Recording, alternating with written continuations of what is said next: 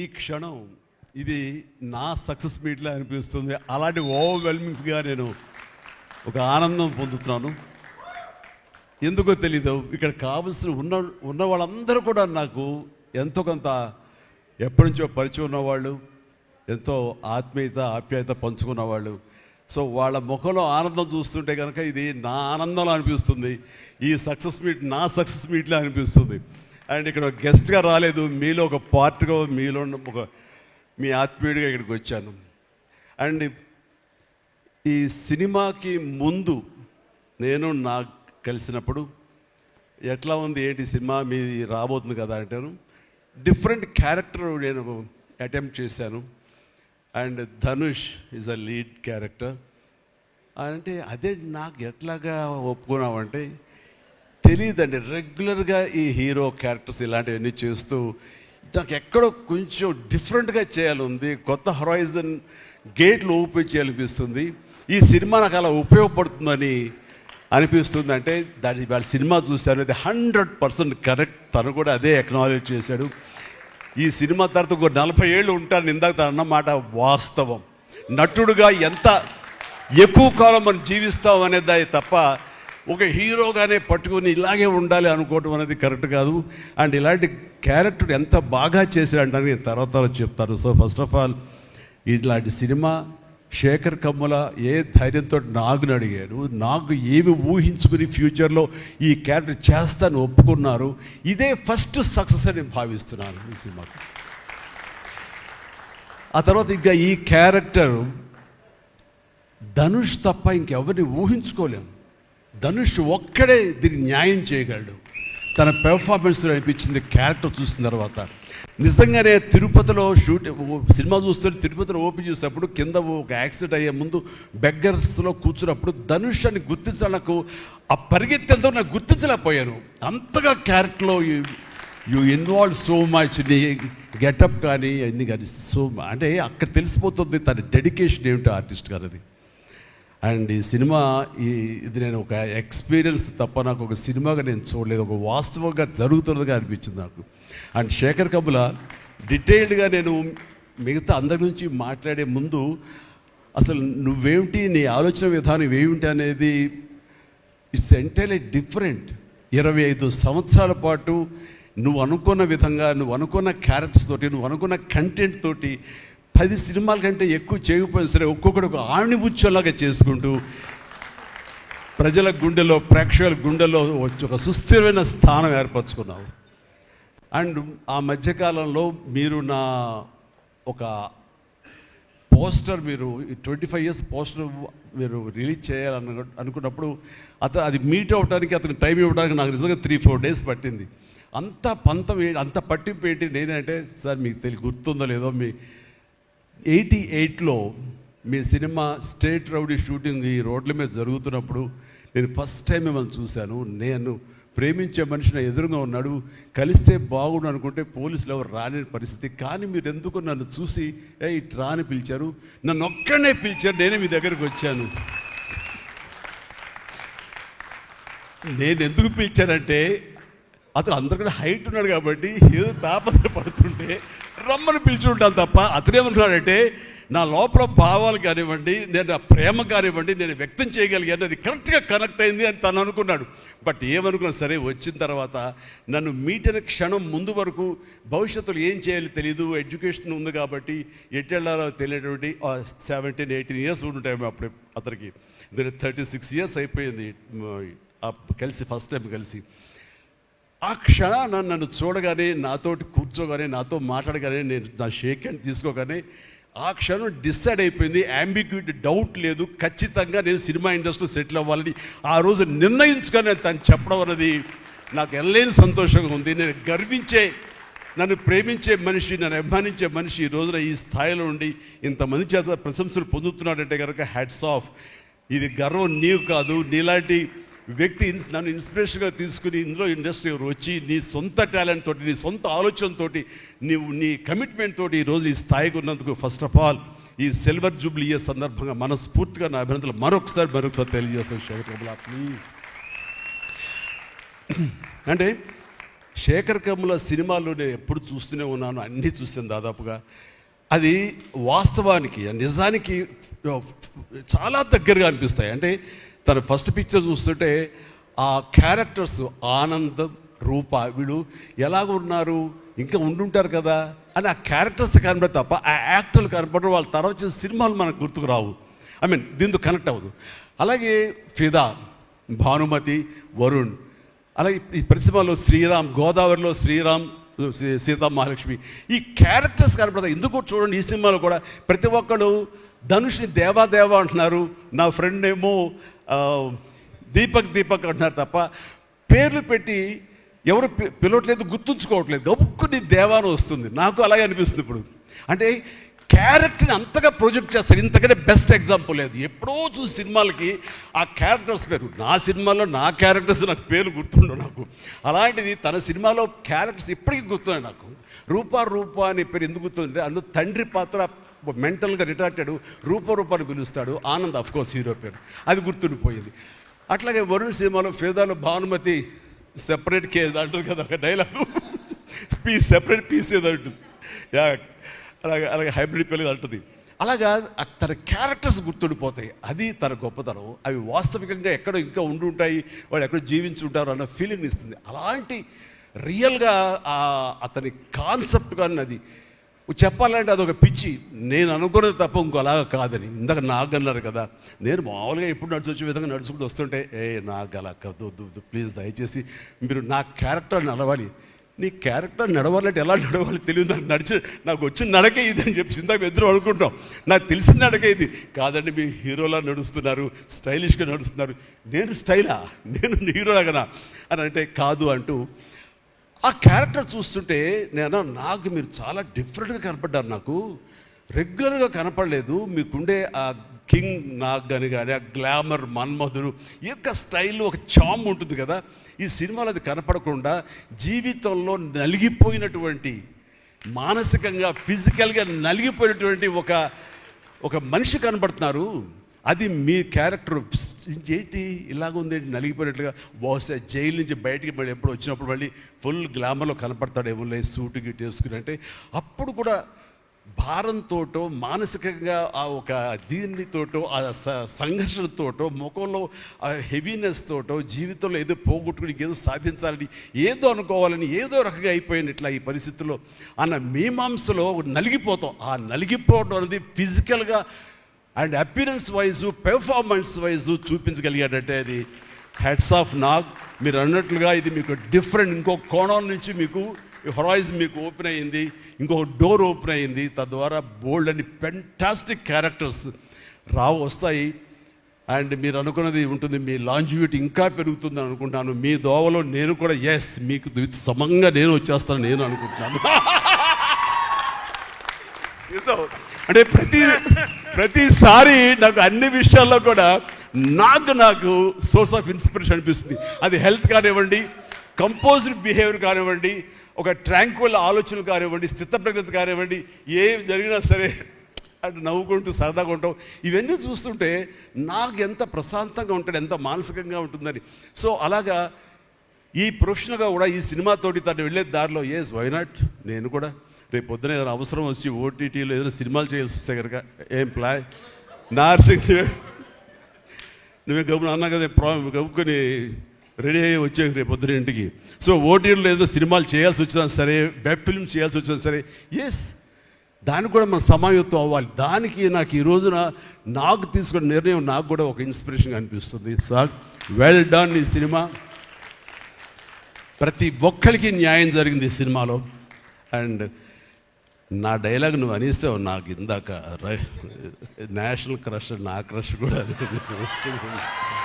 అందుకని నేను ఆ మాట అనను కానీ అనుకుంటాను అంతే, పైకి మాత్రం నేను అనను. సరే అమ్మా, ఫెంటాస్టిక్ అమ్మా నువ్వు. అండ్ ఇప్పుడు కదా తన ఫస్ట్ సినిమా హీరోయిన్గా వచ్చినప్పుడు ఆ సినిమాకి ఇలాగే నేను గెస్ట్గా వచ్చాను. ఆ రోజు నుంచి తన్ని అబ్జర్వ్ చేస్తుంటే నటనా పరంగా కానివ్వండి, తన ఇమేజ్ పరంగా కానివ్వండి, day by day film after film ఎక్కడికో వెళ్ళిపోయింది. ఇది నేషనల్ క్రష్ కాదు, ఇంటర్నేషనల్ క్రష్ అయిపోయింది అమ్మాయి. అండ్ గాడ్ బ్లెస్ యూ అమ్మా, నువ్వు ఎంత బాగా పెర్ఫామ్ చేస్తావంటే నేను చూస్తుంటే నీ కళ్ళు తప్ప ఇంకేమైనా అట్రాక్ట్ చేసుకోవు, కళ్ళు ఒకలా చూస్తుంటావు నేను. అండ్ ఆ కళ్ళతో ఏం పలికిస్తుంది ఎక్స్ప్రెషన్ అంటే ఇంకా అంత ఇంత కాదు. అండ్ ఈ సినిమాలో ఎంత నిడివి ఉంది, ఎంత లెంగ్త్ ఉంది క్యారెక్టర్ అనే దానికంటే ఎంత ఇంటెన్సిటీ ఉంది అంటే అందులో మాత్రం చూపించగలిగింది ప్రతిదీ. ముఖ్యంగా బిడ్డను హోల్డ్ చేసినప్పుడు ఆవిడ ఒక కన్న తల్లిలాగా, ఒక అమాయకంగా ఒక ప్రియుణ్ణి మోసపోయినప్పుడు వాడి వల్ల ఎక్కేసినప్పుడు నాకు చూడాలందులో సౌందర్య వచ్చేసి అప్పారావు వస్తాడు ఇంకా అడుగుసం వెయిట్ చేస్తానంటే పిచ్చమొహం అన్నట్టు ఫీలింగ్ వచ్చింది. అంత అమాయకురాలాగా ఉంది. అది మళ్ళీ ఇందులో కనిపించింది నాకు, ఆ సౌందర్య కనిపించింది ఆ క్యారెక్టర్ చేయటంలో. You done fantastic job. ఆ తర్వాత సీరియస్నెస్గా పెంచుకుంటూ, ఆ తర్వాత దేవాకి సపోర్ట్గా ఉంటూ అండ్ దేవాన్ని ఓన్ చేసుకునే విధంలో మాత్రం నీ ట్రాన్స్ఫర్మేషన్ కానీ నీ characterization well design and well performed. Fantastic అమ్మా, ఫెంటాస్టిక్. అండ్ ఇంకా మిగతా క్యారెక్టర్స్ అందరూ అన్ని రకాలుగా అన్నీ బాగా చేసినా సరే నిజంగా చెప్తాను, హృదయానికి హత్తుకుపోయిన క్యారెక్టర్ ధనుష్.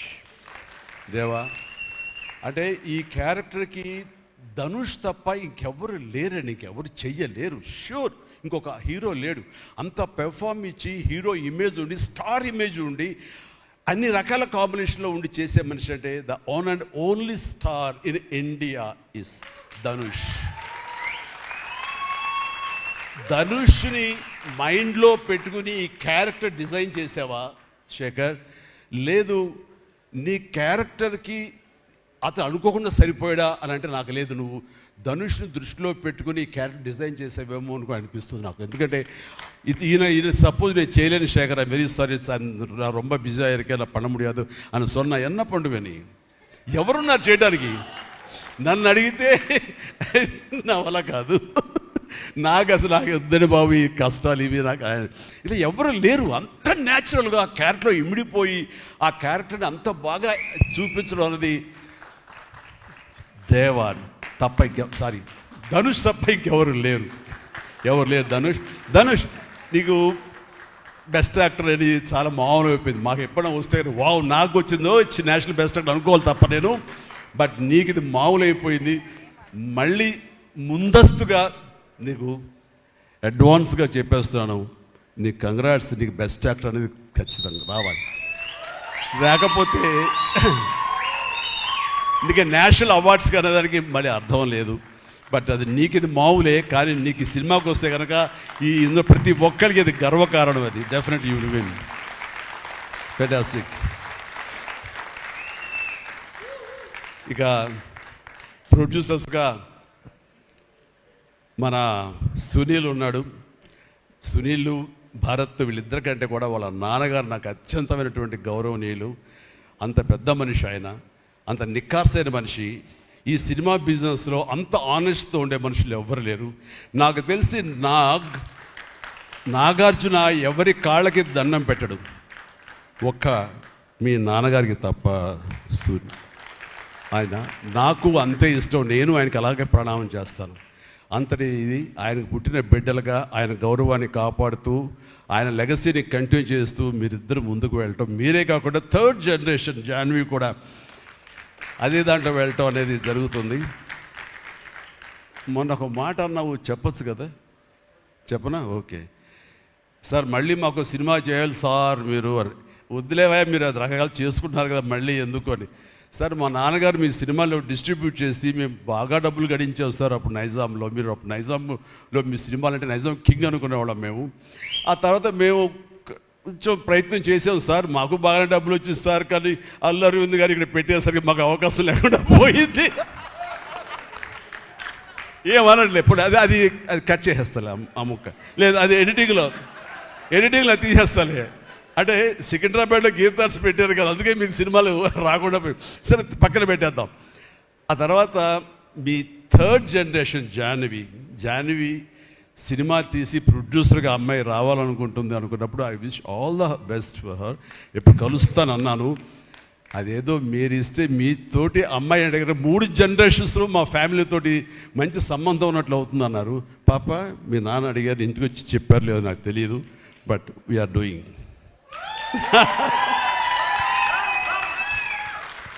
ధనుష్ చేసిన ఛాలెంజింగ్ లాంటి క్యారెక్టర్స్ వద్దమ్మా. ఫన్ ఓరియంటెడ్, మాస్ ఓరియంటెడ్, మనది సరదాగా గ్లామర్ ఇంతే. Okay, right. సో ఈ రకంగా 3వ జనరేషన్కి కూడా ఎస్ ప్లీజ్ ఈ లెగసీ ఇలాగే కంటిన్యూ అవుతుండాలి, మీ ఫ్యామిలీ బాగుండాలి నాన్నగారు ఆశీస్సులతోటి. అండ్ ఇలాంటి కుబేరా సినిమాలు మరి ఎన్నో సక్సెస్ఫుల్ సినిమాలు చేయాలి. ఇందాక ధనుష్ అన్నట్లుగా మీ మొక్కల ముందు నవ్వు ఉండాలి. ఇప్పుడు నవ్వు కొంచెం ప్లీజ్. Thank you. మీరు నవ్వుతూ ఉంటేనే మా అందరికీ నవ్వు ఉంటుంది, మేము నవ్వుతూ ఉంటాం. Thank you. అండ్ మిగతా టెక్నీషియన్స్ పరంగా చూస్తే కనుక నికేత్ కెమెరామెన్ డిఓపి నేను ఎప్పుడు చూడలేదు. Hi Niket, I haven't seen your films. I don't remember even. But the way you are presenting yourself here is very much appreciable. I could see the energy, what you are pouring here, definitely it will reflect on the stage. Otherwise, Nagaja would have been praised you so much. And you also grab my attention. And future, I don't know, yes, maybe. And you have done a fantastic job. So initially when villain scenes are happening, that time I could see the top floor swimming pool. There I could see the richness of the film. So hardly they would have spent anything. So riches comes not because of the money. Riches comes with your viewfinder. So that way our credit goes to the whole film has grabbed attention and it looks very rich. So definitely please, I will awaiting you in future, and all the very best. Good luck. Then a great job as far as the camera is concerned. And then మా యోగేశ్వరుడు మా పెద్ద అనుకోండి పాపం లేని వయసు వద్దు sir కూర్చోండి sir మీరు please sit down take your seat కూర్చో సార్ మీరు లెగదు సార్ మమ్మల్ని ఇబ్బందిగా ఉంటుంది ఇద్దరం చాలా నువ్వు అనుకుని మాట్లాడే పరిచయం మాకు శుభలేఖ సినిమా నుంచి 1980 నుంచి వీఆర్ వర్కింగ్ టుగెదర్ ఈ మధ్యకాలం వరకు కూడా ఎప్పుడైనా సెట్కి వస్తాడు రాగానే సినిమా అడుగుతాడేమో నెక్స్ట్ సినిమా ఏం చేద్దాం అడుగుతాడంటే బాబాయ్ ఈసారి మీ ఇంటి నుంచి నాకు ఆవకాయ పచ్చడి రాలా అంటాడు mango pickle as for mango pickle from my house so ఈసారి పంపించాను బాబు వస్తుంది శుభం ఫెంటాస్టిక్ నువ్వు ఈ వయసులో కూడా ఇంత బాగా పనిచేస్తున్నావు ఇంత కష్టపడుతున్నావు అంటే కనుక అవసరమా అనిపిస్తుంది రిటైర్ అవ్వచ్చు కదా హ్యాపీగా రెస్ట్ తీసుకోవచ్చు కదా అని కానీ మన సోల్స్ అవే రిటైర్మెంట్ అది తీసుకోలేము కష్టపడి పనిచేయటంలోనే మనకు ఆనందం ఉంటుంది కష్టపడి పనిచేయటంలోనే ఈ ఇష్టమైన పురుషుల్లో మనం ఉంటాం మన లాంజివిటీ ఉండాలి అంటే మనం ఇందులోనే ఉండాలి ఖచ్చితంగా అండ్ భగవంతుడు ఇంకా సంపూర్ణ ఆయురారోగ్యాలు ఇవ్వాలి నాన్నగారు ఆయన పనితనం నాకు గుర్తుంది ఆయన దగ్గర కూడా పనిచేశాను నేను అలాగే ఇప్పుడు నీతో కూడా పని కొనసాగిస్తున్నాను అండ్ ఈ సినిమాలో నువ్వు పార్ట్ అవటం అనేది it is great wonderful Tharani please and ఇక్కడ చూస్తుంటే యంగ్స్టర్స్ ఎంత ఎంతూజియాస్టిక్గా ఉన్నారంటే వాళ్ళందరినీ పేరున నేను పిల్లలని కానీ యంగ్స్టర్స్ అంటే ఇండస్ట్రీ ఎంత ఫ్రెష్గా ఎంత యంగ్స్టర్స్ తోటి ఎనర్జీతో ఉంది అంటే అంత అయితే కాదు నాకు అనిపిస్తుంది అబ్బా మన ఇండస్ట్రీ ఏమైనా ముసలిదైపోయిందా అని అనిపిస్తుంది అప్పుడప్పుడు అద్దంలో మమ్మల్ని మేము చూసుకుంటూ కానీ ఈరోజు ఇక్కడ చూస్తుంటే కనుక ఇంతమంది యంగ్స్టర్స్ తోటి అండ్ చాలా బబ్లింగ్గా చాలా బాగుంది ఈ ఇండస్ట్రీ కొనసాగాలి ఎలాగే అంటే కనుక మీలాంటి యంగ్స్టర్స్ రావాలి ఇలాంటి యంగ్స్టర్స్ వల్లనే మేమంతా పుంజుకుంటాం నేను ఈ రోజున కొత్త డైరెక్టర్స్తో పనిచేస్తాను అనిల్ రావుపూడి కానీ బాబీ డైరెక్టర్ కానీ వశిష్ఠ్ కానీ ఇలాంటి యంగ్స్టర్స్ పనిచేస్తుంటే ఎక్కడ లేని ఎనర్జీ వాళ్ళ దగ్గర ఉంటుంది వాళ్ళ నుంచి కొత్తను ఉంది నేను వాళ్ళకి అనుగుణంగా నేను మారిపోతుంది తప్ప నాకు అనుగుణంగా వాళ్ళు ఉండాలి కోరుకోవట్లా నా సక్సెస్ అక్కడేమో అనుకుంటున్నాను నేను ఆ రకంగా old wine in new bottle అన్నట్లుగా ఈ సమయంలో వైన్ గుర్తుకొచ్చింది సారీ అండ్ అలాగా ఇదే ఎనర్జీతోటి ఇదే యంగ్స్టర్స్ తోటి ఇండస్ట్రీ కలకలాలని కోరుకుంటున్నాను and last but not least my brother నాకు బిడ్డతో సమానం దేవిశ్రీ ప్రసాద్ అండ్ దేవిశ్రీ ప్రసాద్ తన ఎనర్జీ అంటే ఇందాక చూశారు కదండి లైవ్ షో చేసేసాడు ఇక్కడ ఆ తర్వాత ఏం మాట్లాడాలో ఎవరికి ఏం తుయ్యినటువంటి పరిస్థితి మొత్తం అంతా షో గ్రాప్ చేశాడు బట్ నేను మళ్ళీ కంబ్యాక్ తర్వాత పొలిటికల్గా కొన్నాళ్ళు ఉండి 1915లో 150 సినిమా చేసిన దగ్గర నుంచి అంతకుముందు తన సినిమాలతోనే ఎంబీబీఎస్ కానీ జిందాబాద్ కానీ అన్నీ అయిన తర్వాత మళ్ళీ తన వలన నా మ్యూజికల్ అనేది ఏర్పడేదేమో అనుకుంటున్నాను. అలాంటి గ్రేట్ మ్యూజిక్స్ నాకు ఇచ్చి మళ్ళీ నేను నిలబడడానికి దోహదపడ్డాడు మనోడు. యూ ప్లీజ్ వద్దు అలా చేయదు ప్లీజ్ దోహదపడ్డాడు. నేనంతా సరస్వతి పుత్రులయ్యా ప్లీజ్ బంగారం ప్లీజ్. అండ్ తను ఎనర్జీ డే బై డే పెరిగిపోతుంది, తన టాలెంట్ డే బై డే పెరిగిపోతుంది. ఇక నేషనల్ నుంచి మన రీజనల్ నుంచి నేషనల్ లెవెల్కి ఎలా ఎదిగిపోయాడో మనం చూసాము. ఆ హోల్ ఇండియా తన గురించి ఎలాగా కీర్తిస్తుంది అనేది మనం ఈ పుష్ప 1 and 2 చూస్తున్నాము. ఇప్పుడు ఈ సినిమా కుబేర్లో కూడాను ఎక్కడ డ్యూయట్ సాంగ్స్ లేవు కదా అని అనిపిస్తుంది, కానీ ఒక సాంగ్ ధనుష్ పాడిన ఆ సాంగ్ ఎంతగానో ఆకట్టుకుందంటే అంతా ఇంత కాదు. దానికి ఇద్దరు ఒకరొకరు కాంప్లిమెంట్ చేసుకుంటూ ఆ సాంగ్ అంత బాగా హిట్ అవడానికి దోహదపడింది. అట్లాగే సినిమా చూస్తుంటే మ్యూజికల్గా ఉంది తప్ప నాకు ఎక్కడ డ్యూయట్ సాంగ్స్ వేరే లేవి అనే ఫీలింగ్ రాలేదు. And that's the magic of Devi Sri Prasad. రికార్డింగ్లో కూడా చాలా హృదయంగా మదర్ తోటి పాడిన పాట రోడ్డు మీద యాక్సిడెంట్ అయిన తర్వాత అబ్బా కన్నింటికి నీళ్ళు వచ్చేస్తుంది నాకు. మన రైతుల మీద పాడే గుర్తుందా మన 150 సినిమాలో నీరు నీరు నీరు అంటూ దాన్ని మరిపించిన సాంగ్లో అనిపించింది. అండ్ అది వెరీ మచ్ రిలవెంట్ సాంగ్. అట్లాగా తన ఆర్ఆర్ బ్యాక్గ్రౌండ్ కూడా తన సాంగ్స్ ద్వారా అవన్నీ కూడా అత్యద్భుతంగా కనిపించేలాగా వినిపించేలాగా చేశారు. దానికి దోహదపడినటువంటి లిరిసిస్టులు ఇక్కడే ఉన్నారు. భాస్కర్ భట్లాను, ఇందాక ఇంకో ఆయన పేరు చెప్పారు నందకిషోర్ గారు, అలాగే మన చంద్రబోస్ గారు. అండ్ వీళ్ళందరూ కూడా నేను హృదయపూర్వక అభినందనలు తెలియజేస్తాను. అండ్ ఈ రోజున ఇక్కడ రావటం అన్నది నేను చాలా ఆనందం అనుభవిస్తాను ఇక్కడ మీ అందరితో పాటు. అండ్ ఇలాంటి సినిమాలు రావాలి, ఎందుకంటే సినిమా సక్సెస్ అనేది గగనం అయిపోతున్న రోజులు ఇవి. థియేటర్స్కి ఆడియన్స్ రప్పించడం అనేది మహా గగనం అయిపోతున్న రోజులు ఇవి. రావటం కష్టంగా ఉంది. ఎలాగ సినిమా థియేటర్లు కానివ్వండి ఇవి ఎట్లాగ సస్టైన్ చేయాలి, ఎలా నిలబడాలి అనేది చాలా క్లిష్ట పరిస్థితుల్లో ఇలాంటి సినిమాలు, ఇలా కంటెంట్ ఉన్న సినిమాలు, అంటే హృదయంగా ఉన్న సినిమాలు, ఎమోషనల్ సినిమాలు and big event films, big films ఇందాక చెప్పినట్టుగా మనవాడు అవన్నీ కూడా ఆడొచ్చు. కానీ ఇలాంటి సినిమాలు కూడా ఆడి ఎస్ కంటెంట్ మనం సరిగ్గా ఇవ్వగలిగితే, వాళ్ళ హృదయాన్ని మనం తాకగలిగితే ఖచ్చితంగా ఈ సినిమాలు చూస్తారు, థియేటర్కి వస్తారు అనే ఒక ధైర్యాన్ని భరోసాని ఇచ్చిన సినిమాలు ఈ మధ్యకాలం చూస్తున్నాము. చిన్న చిన్న సినిమాలు అయితే పెద్ద సినిమాలు అయితే అందులో ఈ రోజున శేఖర్ మీరు మరొకసారి నిరూపించారు. ఇందాక ఎవరో మిమ్మల్ని చేశారు, నిజంగా మనస్ఫూర్తి చెప్తాను, క్రెడిట్ గోస్ టు యూ. ఒక ధైర్యాన్ని ఇచ్చింది ఇలాంటి సినిమాలు చేయొచ్చని. ఇంకా ఈ పెద్ద పెద్ద సినిమాలు తప్ప, రక్తపాతాలు తప్ప, కొట్టుకోవడాలు తప్ప, నరుకోవడాలు తప్ప ఇంక ఇలాంటి సినిమాలు రావా, వస్తే చూడరా, ఇవన్నీ 10 రోజులు ఆగితేనో నెల ఆగితేనో ఓటీటీలో చూసేద్దాంలే అని దాంతో ఉండిపోతారా, ఏమైపోతుంది ఇండస్ట్రీ అనేటువంటి ఒక అభద్రతా భావం నుంచి ఈ సినిమా ద్వారా ఎస్ ఇలా తీయగలిగితే, సత్తా చూపగలిగితే, హ్యూమన్ ఎమోషన్స్ని టచ్ చేయగలిగితే, కంటెంట్ కొత్తగా ఉండగలిగితే కనుక థియేటర్కి వస్తారు, చూస్తారు, భరోసా ఇచ్చావు. Thank you so much. And God bless you, God bless you, God bless you all. Please ప్రతి ఒక్కళ్ళు నాకు ఈ అవకాశం ఇచ్చినటువంటి ప్రొడ్యూసర్స్ గారికి, రామ్మోహన్ రావు గారికి, అలాగే భారత్ పాప నీకు కూడా అందరికీ నా హృదయపూర్వక ధన్యవాదాలు. మరొకసారి ఇక్కడ ఉన్నటువంటి 50 మంది యంగ్స్టర్స్కి అండ్ రెస్పెక్టెడ్ టెక్నీషియన్స్కి నా శుభాకాంక్షలు, నా ధన్యవాదాలు తెలియజేస్తాను.